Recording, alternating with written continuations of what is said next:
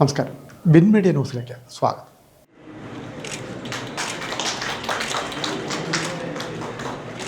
ചേർത്തല ശാലയുടെ നേതൃത്വത്തിൽ നടത്തിയ ഗായിക എസ് ജാനകി, നടൻ സലിംകുമാർ എന്നിവരുടെ അനുസ്മരണ സമ്മേളനം KC വേണുഗോപാൽ MP ഉദ്ഘാടനം ചെയ്തു. വശീകരണ സ്വഭാവമുള്ള സ്വയമാതിരിയും കൊണ്ട് മനുഷ്യ മനസ്സുകളെ കീഴടക്കിയിട്ടുള്ള, മനസ്സുകളെ മാത്രമല്ല ബ്രെയിനിനെ കീഴടക്കിയിട്ടുള്ള അതിൻ്റെ പ്രതിപാദന പറയാം.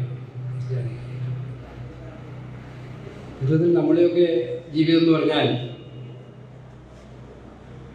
ഒരു 70% ഒന്നുകിൽ വിമാനത്തിൽ, അല്ലെങ്കിൽ ട്രെയിനിൽ, അല്ലെങ്കിൽ കാറിൽ, അങ്ങനെയാണ്. കഴിഞ്ഞ കുറേ കാലത്ത് എൻ്റെ ജീവിതം ഞാൻ എടുത്തു നോക്കിയപ്പോൾ എത്ര മണിക്കൂർ വിമാനത്തിൽ ചിലവഴിക്കുന്നത് നോക്കിയപ്പോൾ ഒരു വലിയ പങ്ക് വിമാനത്തിലാണ് ചിലവഴിക്കുന്നത്. പിന്നെ വന്നാൽ ട്രെയിനിലായിരിക്കും, അല്ലെങ്കിൽ കാറിലായിരിക്കും.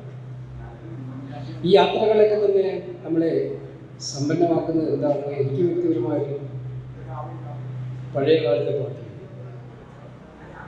വയലാറിൻ്റെ നാട്ടിലാണ് നമ്മൾ ചെയ്യുന്നത്. പുതിയ പാട്ടുകളെ ആരാധിക്കുന്നത് എനിക്ക് പുതിയ പാട്ടുകളോട് എതിർപ്പൊന്നുമില്ല, കലിപ്പുമില്ല. പുതിയ പാട്ട് വിടുന്ന ആളാണോ? പുതിയ പാട്ടുകൾ നല്ല പാട്ടുകൾ, പക്ഷെ പഴയ പാട്ടിൻ്റെ ഒരു മാധുര്യവും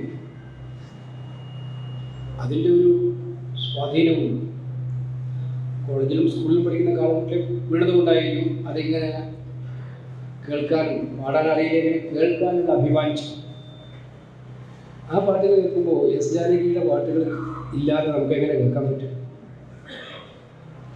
മിഴിയോരം നനഞ്ഞൊഴുകുന്നതും നീലജലാശയത്തിൽ അംശങ്ങൾ, മൗനമേ